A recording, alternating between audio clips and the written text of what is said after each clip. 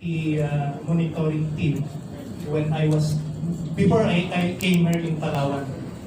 Dati akong MMT member sa Leyte.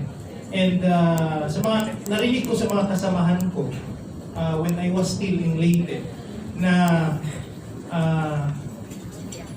meron daw tinatawag na load curtailment na for example, ang isang power generation company ay malaki ang capacity niya. Say for example, kaya niyang mag-generate ng 600 megawatts. Ay kasi tinanong namin to sa mga kasamahan, bakit ganito lang? Bakit hindi siya kung kaya naman niya ng 600, bakit ganito lang? 450 or less lang yung sa company. Where in fact, in my hometown, in Leyte, itong 5 o 6 na planta ng Malitbog, Mahanagdong, Apermahiyaw ay kaya niyang more or less 600 megawatts ng kuryente. So ang pamahalaan ba natin ay hindi ba pabor?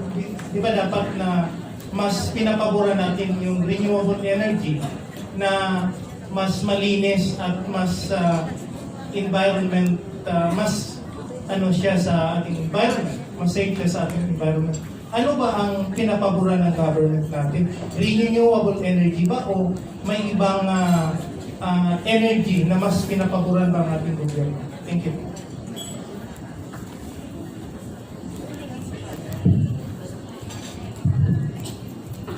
Hello. Actually, yung tatlong plant na nabanggit na Malitbog, Apermahiyaw, and Mahanagdong, those are yung plant namin. So those are all geothermal plants in Leyte.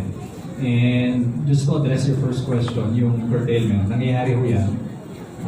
For those who don't know, curtailment simply means, yung example nga niya, kung 600 megawatt capacity plant, pinapababa yung generation. So sino nagpapababa? Ano yan? Meron tinatawag na grid operator. So makakatanggap kami ng tawag from the grid operator. Pwede bang ibaba niya yung generation from 600 to let's say 300 megawatts. For whatever reasons. Sometimes, nakakatanggap kami ng ganyan tawag after a typhoon. Because after a typhoon, bagsak na lahat ng mga linya, diba? Electric poles are all down. The grid cannot take all of the power that we generate. And so they call us up and say, pwede bang ibaba niyo yung inyong generation. So that's one instance when we are curtailed. Another instance when we are curtailed, and nakikita namin ito sa Negros, kasi marami rin kami yung geothermal plants in Negros, is meron kasing tinatawag in the grid code, ito medyo technical na to, it's called PMIN or power min or power minimum. Ito yung minimum stable load ng mga planta. So for example, ang coal plant has actually a very high minimum stable load, 40%. So kung ang coal plant mo is 100 megawatts, hindi mo pwede basta-basta patayin yan. Kasi it takes days to warm it up. So hindi mo basta-basta pwede patayin. So under the regulations, to protect the coal plant, meron tinatawag na minimum stable load. So kung ibababa mo man yung coal plant, yung output niya, up to 40% lang, hindi pwedeng zero. Kasi pag zero, it will take a long time to warm up the plant and it will damage. So dahil ang daming coal plants in the Philippines, yung PMIN sa buong Pilipinas is very high. And so lahat ng mga coal plants na yan, tumatakbo at minimum 40%. And because they have the priority in the grid, kasi nga, hindi sila pwede mag-zero, ang nagzi-zero tuloy, yung ibang energy sources, so including geothermal. So kami yung tinatawagan, at kami yung sinasabihan, pwede bang magbaba kayo ng generation. So that is that a reflection of the government policy? Not exactly.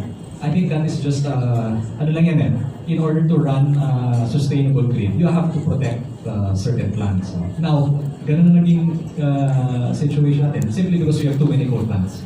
And because we have too many coal plants that we cannot turn off, ang kailangan tuloy mag-suffer and mag-curtail are the other energy sources, including geothermal. Now, on your second question, the government policy, I think it was pretty clear, di ba?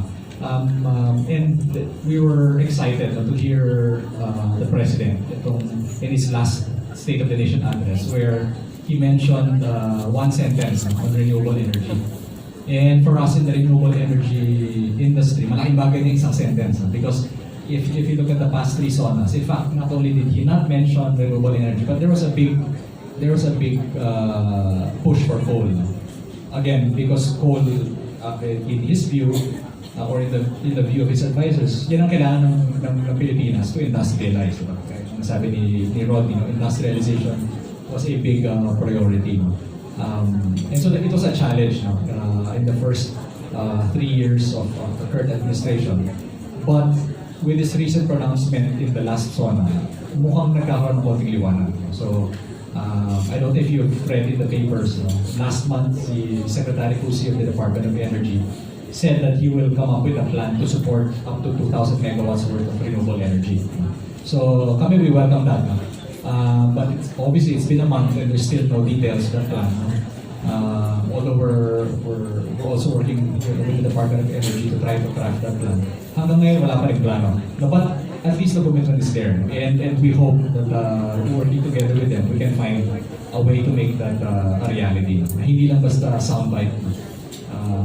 Because I think that 2,000 megawatts came out in an interview during a pre-SONA. So we hope it's more than just a soundbite and that the government is really committed to supporting renewable energy. Thank you.